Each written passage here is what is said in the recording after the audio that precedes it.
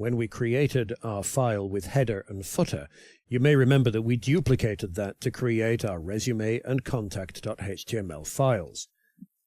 So now all we need to do is start adding content to our resume.html file. And to do this, we're going to reuse some of the code from index.html. What we're going to do is take the entire section, copy that, and paste it into our resume. In software development, it's good practice to reuse existing code when possible. There's a saying that a good coder is a lazy coder, but what it really means is that a good coder is an efficient coder. So don't rebuild or reinvent the wheel again and again. So I'm just pasting the section in here. As we can see, all of the code from index.html is here now.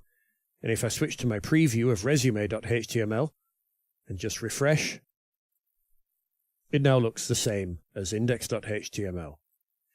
And what we're going to do here is take the structures for our personal info and about me. So personal info will become our work history section, and what was the about me will become our skills section. We're also just going to keep two of the columns from about me, so they'll be used to describe the skills. One column for front end and another for back end.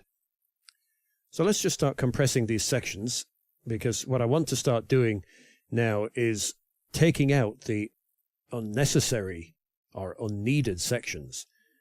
So the first thing I'm going to do then is take out the last column here in our About Me section, so I'll only have two.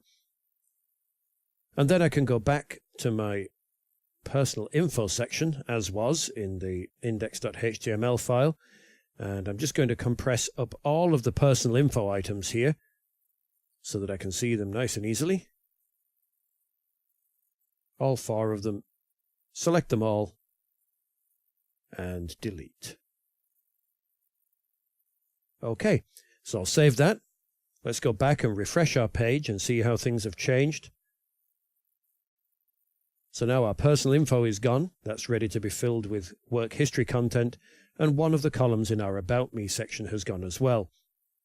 So let's just go back and start changing the headings. So in our personal info column, we're going to change that to work history. And in future videos, we're going to build a work history timeline here. Back in the section that takes up 2/3 of the space, I'm going to change About Me to My Skills. So let's just go back and check that those headings have changed. Excellent, that's looking so much better. And the last thing that I want to do then is change the Font Awesome icons and the headings on the two columns. So the first Font Awesome icon that I'm going to change is the question. I'm going to change that to FA-TV, which is often used as a visual representation of front-end design or development. And I'll change the text to front end. We don't need to worry about the paragraph for now, we can come back to that later. Similarly, I'm going to change FA thumbs up to FA-gears, which is again a common representation of back-end development. And change the heading from How Do I Do It to back end. Okay. Now that's done, let's refresh our page and see what we get. And there we have it. Our work history section, our My Skills section, front end and back end with different Font Awesome icons.